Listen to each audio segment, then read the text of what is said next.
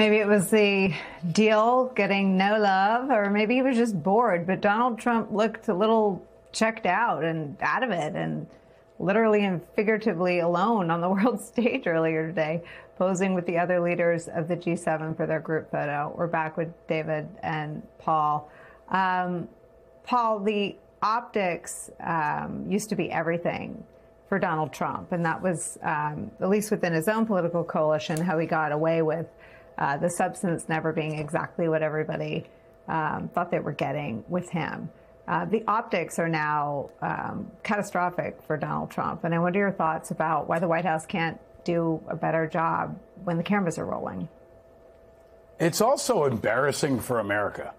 I mean, just to see, our president roaming around in that way and ineffective and waffling and flailing. But I think it's even worse than that. I mean, it's dangerous. Our president looks weak. He just took a massive loss, maybe the biggest loss in a generation. And Putin's watching. The North Koreans are watching. The Chinese are watching. So if you're sitting there thinking about what to do on Taiwan, you're in the driver's seat. And our military, I think this will impact morale. It'll definitely impact recruiting. And we've, reduced our stockpiles. 40% of our Navy was occupied. We spent tens of billions of dollars that they still can't fully account for. And they're putting forward a defense budget at the end of the year that has a $500 billion plus up for Iran, probably just to cover the cost of what they already spent. So it's just a loss across the board. But from a strategic standpoint, this weakens our country and our standing in such a profound way that our enemies are celebrating. I also think that, David Rohde, we're at this point where Trump announces something, everybody learns the reality of it. His own party recoils, the right-wing press, barfs all over it, and he undoes it. I mean, he said twice in today's news cycle that he reserved the right to, quote, drop bombs on the heads of the Iranians. Is this really over? We don't know. I mean, he did raise this possibility of pushing the signature back, but it's a pattern here of, I think, Trump just showing such deep disregard, for the future of his own party. We were talking about J.D. Vance earlier, and I've heard from sources, it's been well reported, Vance completely opposed this war, and now he's being forced to publicly defend it. It's going to damage his political future. And then Paul mentioned the defense budget. Just back to the working class Americans who voted for Donald Trump, who've hoped, through all these elections that he was going to turn around their lives, their sense of being left behind by the rest of the country. The total new defense budget was $1.5 trillion. That includes tens of billions of dollars for Trump-class battleships that, Republicans say the Navy doesn't need. They need more Aegis destroyers. That's what would have helped us break this Iranian blockage of the Strait. And then lastly, I just feel, watching the president today and the way he's erratic, I feel bad for young Americans of all parties. For presidents, they've had two octogenarians who are struggling, I think, to not be erratic, I'll be polite about it.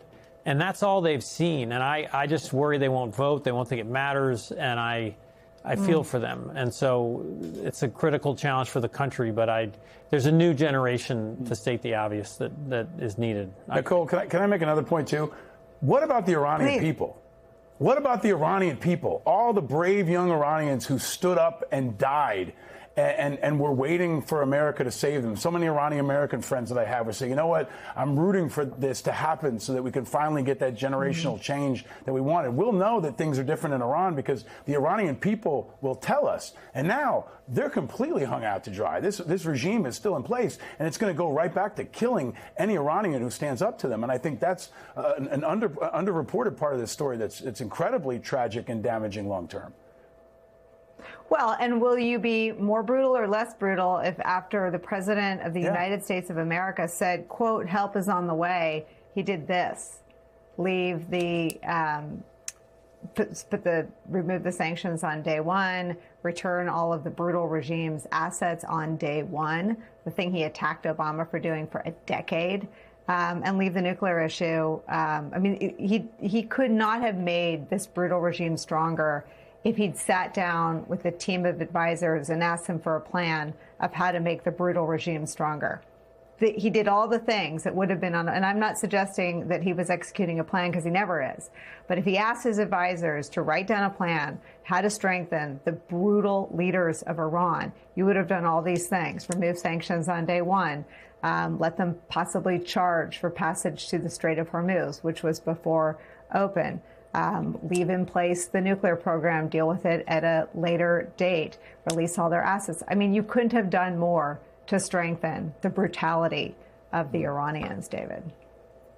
Yes, absolutely. And my heart goes out for the Iranians as well. This is an extraordinary country, you know, and it's interesting, again, J.D. Vance said this publicly, White House officials said this, that and the president, that there's somehow some change with the new leadership, that they're excited because Iran's new leaders can see they can be one of the richest countries in the world, like Saudi Arabia or like Kuwait.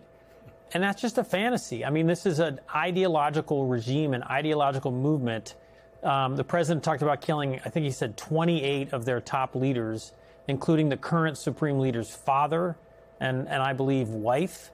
And so this is not a regime that's going to decide it wants to be rich and cares about oil and wants to be like Saudi Arabia. It's going to take that $300 billion and rebuild parts of the country, but it's also going to rebuild its missile stockpile, and it's going to fund its proxies. Yeah. And it's so not over. I mean, he can try to turn the page on this, but it's so not over, especially for the allies in the region, for Israel. He can try to turn the page on this, but this isn't going away.